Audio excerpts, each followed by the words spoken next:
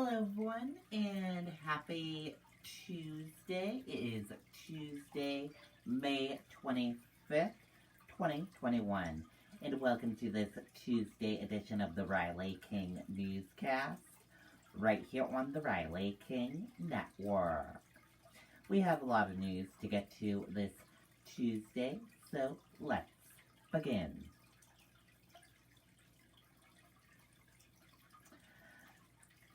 First up, threat shuts down terminal at Manchester Boston Regional Airport. The terminal Manchester Boston Regional Airport was evacuated after a threat was made Monday night. Assistant Director of Operations and Facilities at MHT told WMUR the communications center received a call around 11 p.m. about a threat at the airport. The Assistant Director of Operations and Facility said the terminal was evacuated and canines were called in to sweep the building as a precaution. About 176 passengers were being held on two planes that had landed late Monday night. At about 1:30 a.m.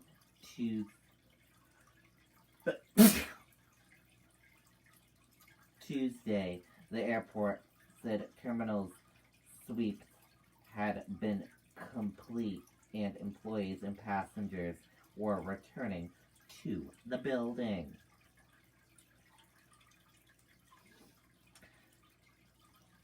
And we will keep you updated as if we get any new information about what happened and things. 7-day average for daily new COVID-19 cases in New Hampshire down 68% in 1 month. Fewest active cases since September 30th. Let's take a listen to that video from WMUR News 9.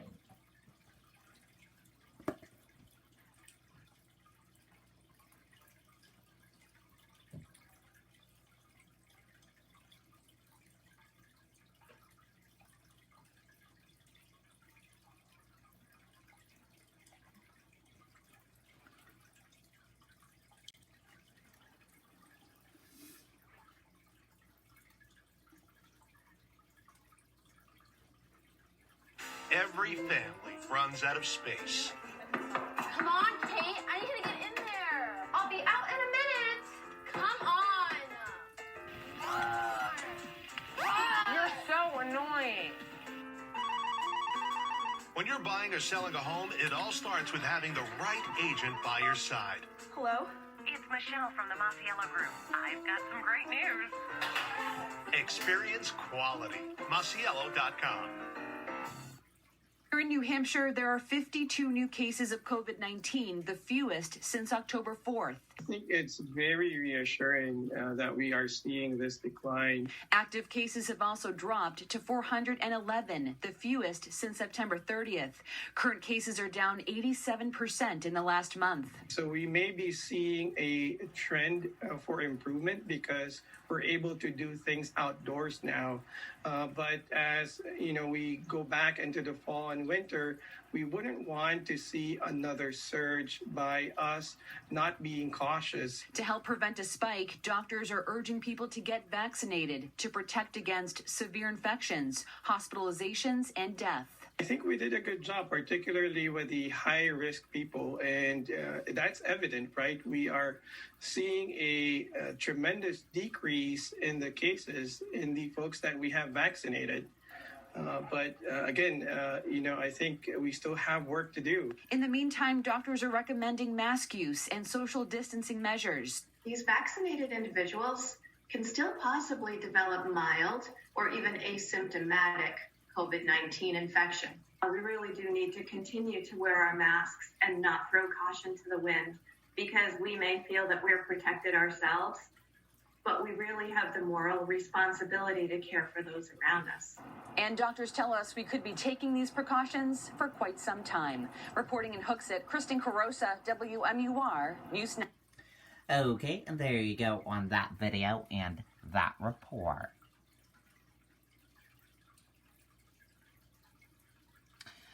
Doctors cautious dropping COVID-19 protocols for the immune composed.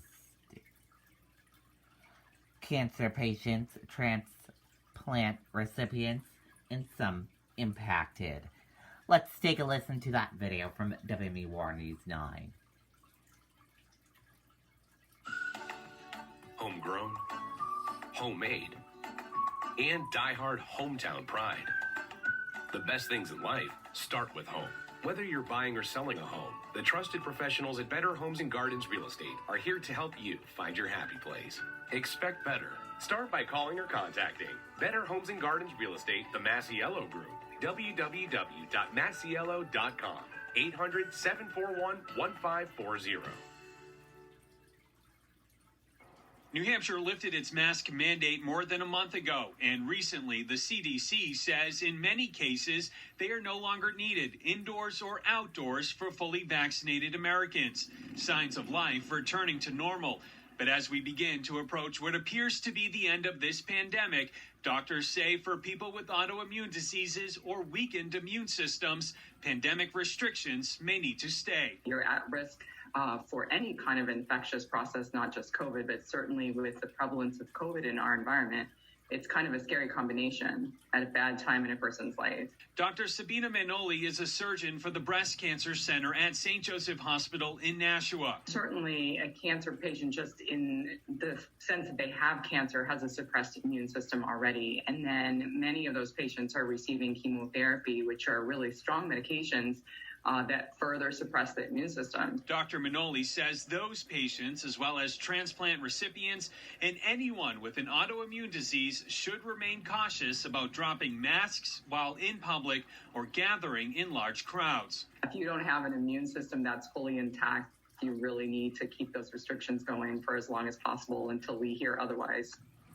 And Dr. Manoli says this really highlights the importance of everyone getting vaccinated, saying if we reach that level of herd immunity, there'll be less virus to spread around, which then will lead to low risk, not just for people with compromised immune systems, but also for the general public as well. Reporting live tonight, I'm Tim Callery, WMUR News 9. Okay, and there you go on that video and that report.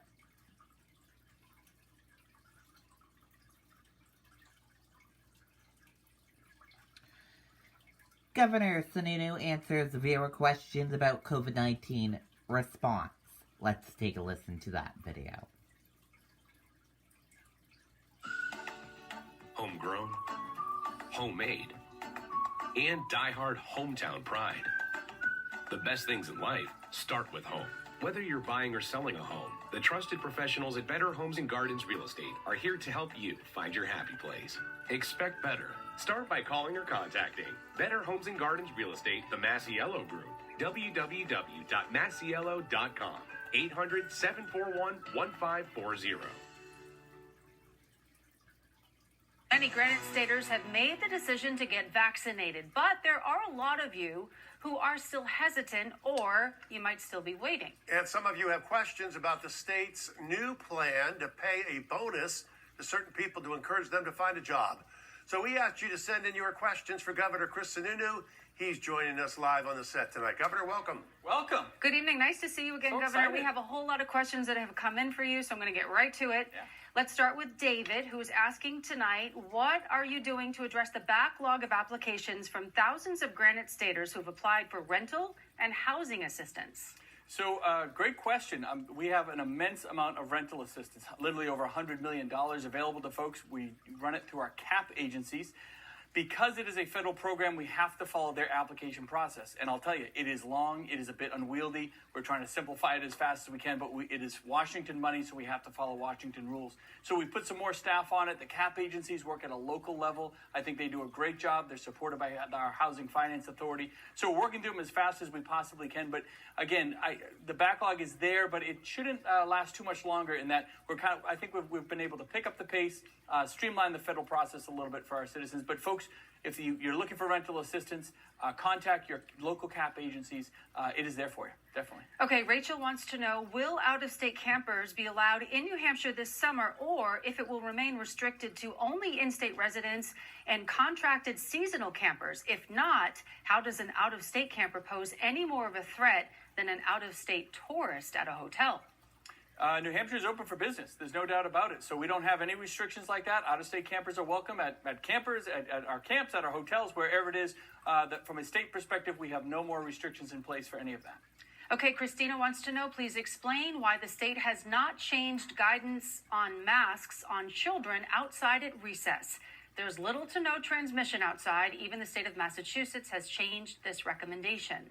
The state of New Hampshire has never had a mask mandate in place for kids at school. Those are all local mandates. We have no mask mandate in place across the state. The state does not make those decisions. Those are done at a localized level. So as a parent, if you have concerns, you bring it up with your school board, bring it up with the administration in your kids' schools. But those are local decisions that are being made. Okay, and Jay wants to know, when will there be a stimulus for essential workers who worked through the pandemic? The government has given money to those to stay home, while all of the essential employees risked their well-being going out into the public to keep the communities going. So the state did provide a lot of stimulus payments to essential workers, especially those nurses in long-term care. First responders got a stimulus last year. So we've put well over $100 million in stimulus payments out to our most essential workers that were on the front lines, given lots of hours. We absolutely appreciate that and love it. And it's one of the reasons why New Hampshire worked through the pandemic so well. Another mask question for you, this one from Jennifer. She's asking, why do unvaccinated people who work at the liquor stores not have to wear masks? So when it comes to the mask mandate, whether you're talking about folks at the liquor stores or folks in a business, if you want a vaccine right now, you have the option to get that vaccine. You've had it for quite some time. And so, again, we're at the point now where if you want the vaccine, you can protect yourself. The mandates around the masks were always about allowing our people to and ensuring that we can protect others around us. But now we have that individual responsibility and choice to protect ourselves with the vaccine. So if folks are choosing not to get the vaccine, that is their choice. We're not going to mandate masks for them, because as long as you've had the vaccine, you're protecting yourself and you're protecting, your ability to transmit it to your family or loved ones. But if individuals don't want to make that choice, that is their choice. Okay, Governor, thank you. A lot of questions still coming in for you. We'll get right back to them after a quick break. Welcome back. The questions still coming in about COVID-19. We're continuing our live conversation with Governor Chris Sununu. Now, Kara. Okay, if you want to watch more of that, we will share the link with you on the Riley King Network Facebook page after this broadcast. Increased number of ticks expected this year. Let's take a listen to that video from WMUR News 9. Every family runs out of space. Come on, Kate. I need to get in there. I'll be out in a minute. Come on. You're so annoying. When you're buying or selling a home, it all starts with having the right agent by your side. Hello? It's Michelle from the Masiello Group. I've got some great news. Experience quality. Masiello.com. If you're a pet owner, you know that ticks take advantage of our four-legged friends this time of year. And as we enter the summer months, there are ways for Byron and his furry friends to be protected. There's no denying they're out in force this spring. This is one of those tough years for ticks. There were fewer ticks last year because of the drought, but they're back, crawling their way onto unsuspecting dogs and cats. I think more people are doing things like camping and hiking and that kind of thing, and that's really where the ticks for the animals are are most affected is when you're in kind of the woods. Jake Donahue, medical manager at Manchester Animal Shelter, recommends regular tick checks after being outside and says monthly tick medications can be protective. Whether it's a topical or an oral medication is really helpful, and talking to your veterinarian about what works best for your lifestyle, I think is really the best. If you find one engorged on your pet, Donahue says it's best to have a groomer or veterinarian remove it. Because you really want to make sure that you get the entire tick, and it's important to get that entire tick and not leave any parts of it. The ones you got to look out for are the little tiny ones, the nymphs, the ones you almost can't see. Lee Hunsaker owns Master Mosquito Control in Hampstead. I am crazy busy this year. This is, in fact, we started 3 weeks earlier than we ever have. I've been getting calls and emails from customers I've had for 4 or 5 years, and they say, Lee, we've never had a tick before in our lives. Now we just took one off the dog. Around the yard, he says keep the grass short and get rid of standing water. You don't want to give a tick an opportunity to get on you. So, wear long pants, roll the socks up over the pants if you're going out for hikes in the woods. And with some extra vigilance this summer, we can keep ourselves and our pets safe. Paw? Mike and Byron Cronin, WMUR News 9. Okay, and there you go on that video and that report.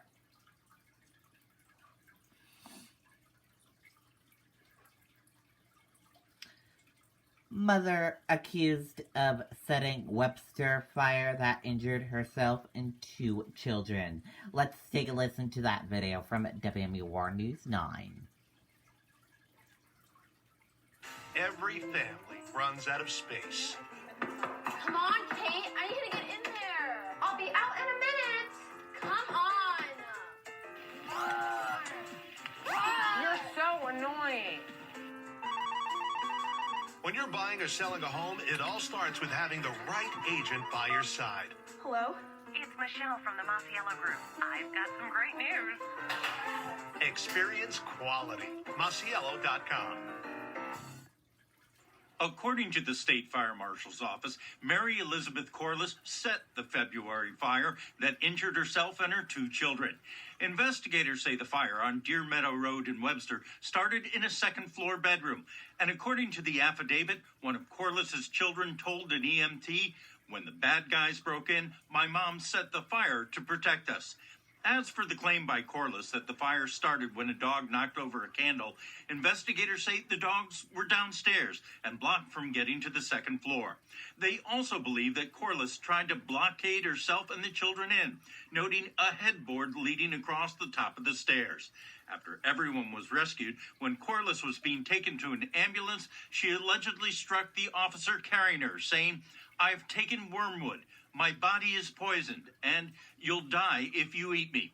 Corliss and her 2 children would end up being taken to the hospital and treated for smoke inhalation. One child also treated for burns. During the investigation, investigators say they recovered a lighter beneath the window where Corliss was located. The affidavit also says that Corliss admitted to having used turpentine to ward off COVID-19. And when questioned about the possibility that it might have poisoned her, causing her to believe things that weren't real, admitted that was possible.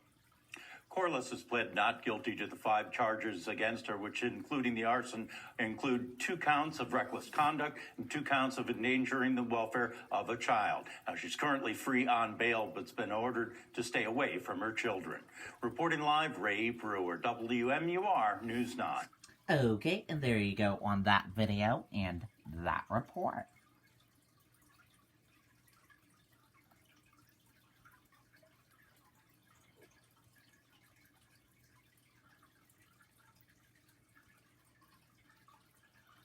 And we have some great news. The Glendi Greek Festival is returning to Manchester. Let's take a look at that video and that report.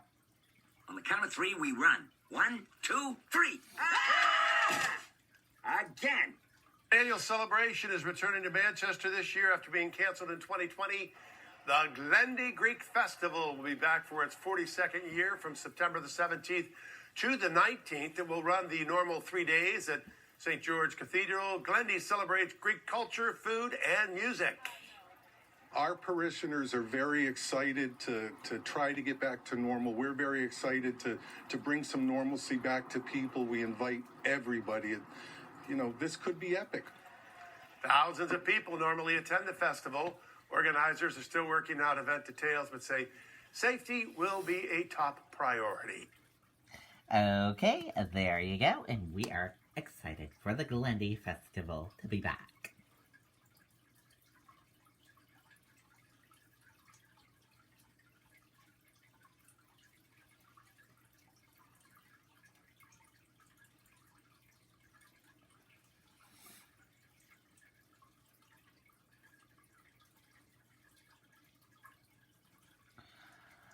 Mulligan's Fire. Let's take a listen to that video from WPBF 25 News, Florida.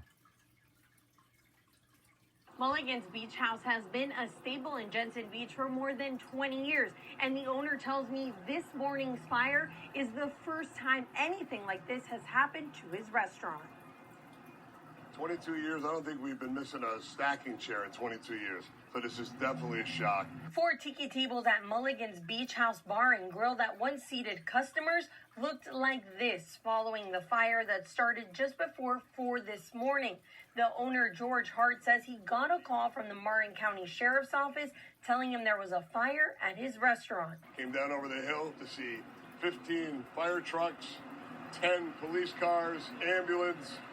Thought maybe the building was a total loss. Marin County Fire Rescue was able to put out the fire in less than 15 minutes. Once it was out, an employee at Mulligan's got to work to clean up, take out the windows, and open for the day. People expect us to be open. We want to be open. And that's what we do. We do whatever we got to do to get it done. One employee says she was shocked when she saw the damage, especially after the struggles they've faced during COVID-19. It hurts our community. Not only that, people that do want to work, I mean, especially during this pandemic and everything, you know, this kind of slows the business down. The owner expects the cost of the damage to be about $25,000. We're very, very lucky. You know, could have been a total loss, but the swift job by the Martin County Fire Department got the thing under control quickly and didn't allow it to spread inside the building. The cause of the fire is under investigation by the state's fire marshal, and the Marin County Sheriff's Office tell me that they're looking into any possible vandalism, and they will be looking through that video from the restaurant tomorrow. Reporting live in Jensen Beach, Anna Espinosa, WPBF 25 News. Okay, and there you go on that video and that report.